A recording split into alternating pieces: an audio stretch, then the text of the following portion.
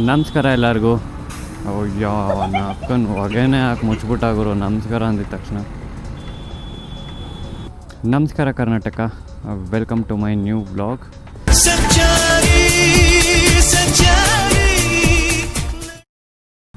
So ನಾನಿವಾಗ ಇಂದಿರಾನಗರಿಂದ JC ರೋಡಿಗೆ ಹೋಗ್ತಾ ಇದ್ದೀನಿ. ಸೊ ಡಾಮಿನೋರ್ 400 ಟೆಸ್ಟ್ ಡ್ರೈವ್ ಮಾಡೋಕ್ಕೆ. ಟೆಸ್ಟ್ ಡ್ರೈವ್ ಅಂದರೆ ಸೆಕೆಂಡ್ ಹ್ಯಾಂಡ್ ವೆಹಿಕಲ್ಲು, ಹೊಸದಲ್ಲ. ಸೊ ಫೇಸ್ಬುಕ್ ಮಾರ್ಕೆಟ್ ಪ್ಲೇಸಲ್ಲಿ ನಾನು ಎಸ್ಟರ್ಡೇ ಚೆಕ್ಔಟ್ ಮಾಡ್ತಾ ಒಂದು ಬೈಕ್ ಸಿಕ್ತು. ಸೊ ನನ್ನ ಇನಿಷಿಯಲ್ ಪ್ಲ್ಯಾನ್ SF 250 ಮಾರಿದ್ದು V-Strom 250 ತೊಗೊಳ್ಳೋಣ, ಅಡ್ವೆಂಚರ್ ಚೆನ್ನಾಗಿರುತ್ತೆ ಟೂರಿಂಗಿಗೆ ಅಂತ. ಬಟ್ ಇವಾಗ ರೀಸೆಂಟ್ ಒಂದು ವೀಕಿಂದ ಎಂತೆಂಥ ಬೈಕ್ ಲಾಂಚ್ ಮಾಡ್ತಾ ಇದ್ದಾರೆ ಅಂತ ಅಂದರೆ, ಎಕ್ಸ್ಪಲ್ಸ್ 210 ನೋಡಿದೆ, ಹೊಸದು ಬಿಡ್ತಾ ಇದ್ದಾರೆ. ಅದು ಮೋಸ್ಟ್ಲಿ ಕರೀಜ್ಮಾ ಇಂಜಿನ್ನೇ ಫಿಟ್ಮೆಂಟ್ ಮಾಡಿ ಬಿಡ್ತಾರೆ. ಸೊ ನಮಗೆ ಎಕ್ಸ್ಪಲ್ಸಲ್ಲಿ ಹೈ ಎಂಡ್ ಏನಿರಲಿಲ್ಲ, ಇವಾಗ ಸಿಗ್ಬೋದು. ಸೊ ಅದೊಂದು ಟೆಸ್ಟ್ ಡ್ರೈವ್ ಮಾಡಬೇಕು. ಸೊ ಅದಾದಮೇಲೆ ಸಖತ್ ತಲೆ ಕಟ್ಸಿರೋ ಗಾಡಿ ಅಂತ ಅಂದರೆ ಅಡ್ವೆಂಚರ್ 390 ಲೈನಪ್ಗಳು ಸಕ್ಕತ್ತಾಗಿದೆ. ಒಂದೊಂದು ಇಂಡಿಯಾಗೆ ಬರುತ್ತೋ ಇಲ್ಲೋ ನನಗೂ ಗೊತ್ತಿಲ್ಲ. KTM ಅಡ್ವೆಂಚರ್ 390 ಲೈನಪ್ಪು ಮತ್ತು BMW ಅವ್ರ 450 ಕಾನ್ಸೆಪ್ಟ್ ಅಂತ ಬಿಟ್ಟಿದ್ದಾರೆ. ನಾನು ನಿಮಗೆ ಡಿಸ್ಕ್ರಿಪ್ಷನಲ್ಲಿ ವೀಡಿಯೋ ಲಿಂಕ್ ಅದ್ರದ್ದು ಹಾಕಿರ್ತೀನಿ, ಚೆಕ್ಔಟ್ ಮಾಡಿ. ಆಮೇಲೆ ಏನು ಸಖತ್ತಾಗಿದೆ ಗುರು ಅದು ಗಾಡಿ, ಯಪ್ಪ.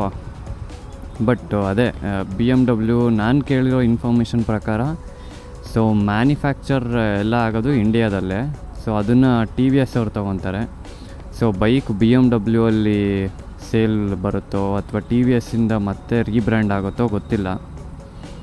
ಸೊ ಅದು ನನ್ನ ಪ್ರಕಾರ ಹೆಚ್ಚು ಕಮ್ಮಿ ಏನಿಲ್ಲ ಅಂದರೂ 4 to 5 lakhs easy on road ಇರುತ್ತೆ. ಮೇಂಟೆನೆನ್ಸ್ ಕಾಸ್ಟ್ಲಿ ಎಲ್ಲ ನೋಡ್ಕೊಬೇಕು.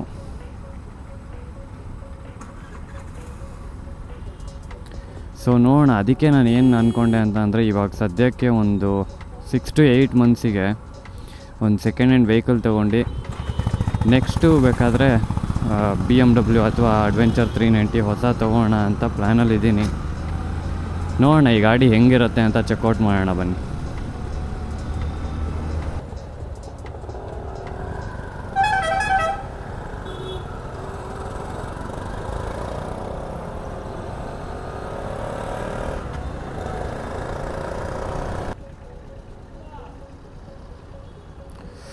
ಇದೇ ಗಾಡಿ ಗಾಯ್ಸ್.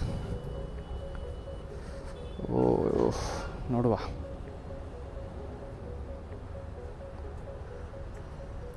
ಅಣ್ಣ ಮೆಸೇಜ್ ಹಾಕಿದ್ದೆ, ಅದೇ ಡಾಮಿನೋರ್ ನೋಡಬೇಕು ಅಂತ.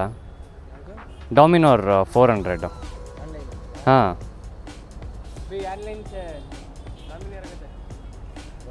ಡಾಮಿನೋರ್ 400 ಇದೇ ಗಾಡಿ. ಹಾಂ,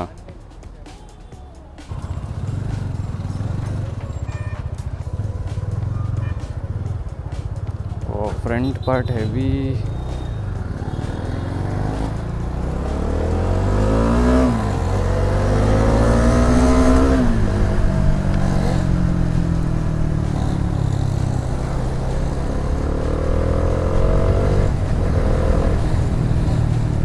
ಸಖತ್ ಪವರ್ ಇದೆ ಮಾತ್ರ ಡಾಮಿನೋರು. ಬಟ್ ಅದೇ ಸ್ವಲ್ಪ ಗೇರು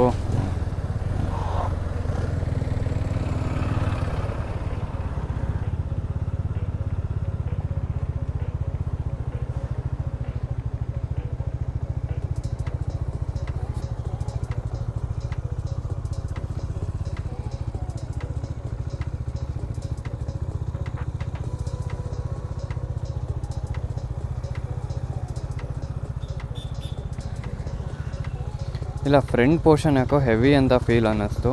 ಅದಾದಮೇಲೆ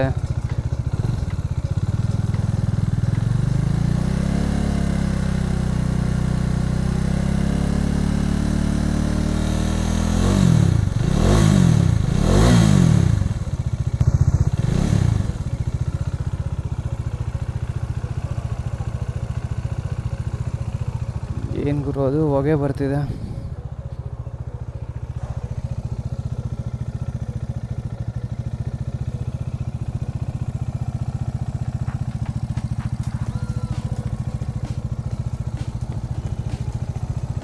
ಸೊ ಇಂಜಿನ್ ಸೀಲಿಂಗ್ ಏನೂ ಓಪನ್ ಆಗಿಲ್ಲ. ಚೈನ್ ಸ್ಪ್ರಾಕೆಟ್ ಪಕ್ಕಾ ಚೇಂಜ್ ಮಾಡಿಸ್ಬೇಕು. ಇದೇನು ಗುರು, ಏನು ಅಂತಲೇ ಗೊತ್ತಾಗ್ತಿಲ್ಲ.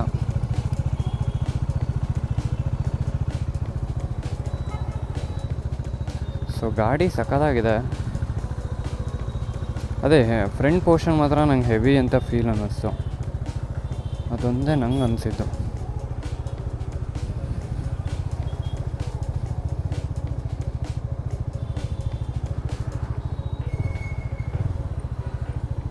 ಎಕ್ಸಾಸ್ಟ್ ಗ್ರಂಟೆ ಗುರು, ಸಕ್ಕತ್ತಾಗಿದೆ ಇದು. 13,300 ರನ್ ಆಗಿದೆ.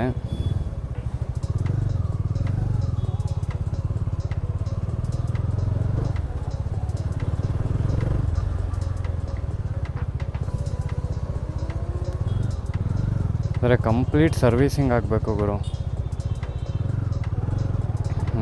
ಎಳೀತಾ ಇದೆ ಒಂದು ಸೈಡ್.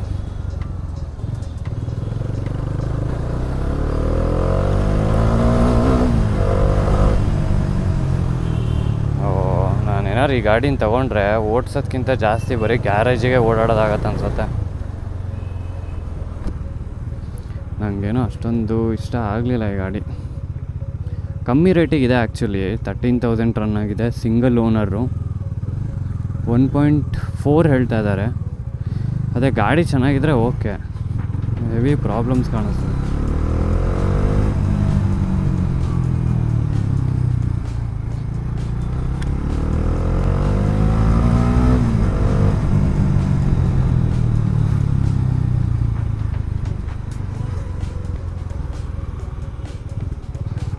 ಇಂಜಿನ್ ಒಂದು ಚೆನ್ನಾಗಿದೆ, ಅದು ಬಿಟ್ಟು ಬೇರೆ ಯಾವ ಪಾರ್ಟ್ಸು ಕಂಡೀಷನಲ್ಲಿಲ್ಲ. ಪೆಟ್ರೋಲ್ ಏನಾರು ಡ್ರೈ ಆಗೋಂಗಿದೆಯಾ?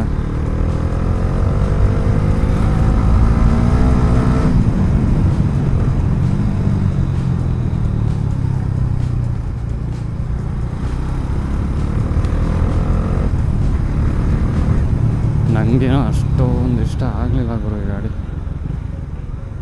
ನೋಡೋಣ ಬರ್ರಿ ಫೈನಲ್ ರೇಟ್ ಏನು ಹೇಳ್ತಾರೆ ಅಂತ.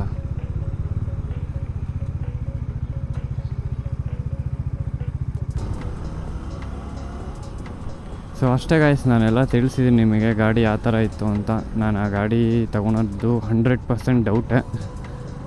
ಯಾಕೋ ಅಷ್ಟು ಮನಸ್ಸಿಲ್ಲ. ಅಂದರೆ ಕರೆಕ್ಟಾಗಿ ಗಾಡಿ ಕಂಡೀಷನಲ್ಲಿ ಇತ್ತು ಅಂತ ಅಂದರೆ ಓಕೆ. ನಂಗೆ ಆಮೇಲೆ ಬಜಾಜ್ ಗಾಡಿಗಳ ಮೇಲೆ ಸ್ವಲ್ಪ ಹಾರ್ಡಾಗಿ ಡ್ರೈವ್ ಮಾಡಿದ್ರು ತುಂಬ ಪ್ರಾಬ್ಲಮ್ಸ್ ಜಾಸ್ತಿ. ಅದು ಫಿಟ್ ಆ್ಯಂಡ್ ಫಿನಿಶ್ ಆಗಲಿ ಜಾಪನೀಸ್ ಗಾಡಿಗಳ ಥರ ಬರಲ್ಲ.